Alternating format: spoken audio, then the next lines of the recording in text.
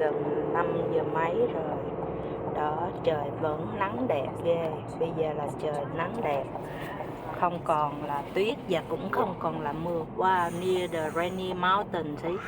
Trời ơi, nhìn đẹp quá. Núi Rainy Mountain. Đó.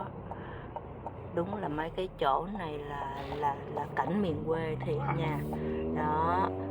Cái bồn này chở mình đi dạo, tính đi mua mấy cái cây về trồng, mà thấy mấy cái cảnh view đẹp quá, toàn là cây cối chung quanh không.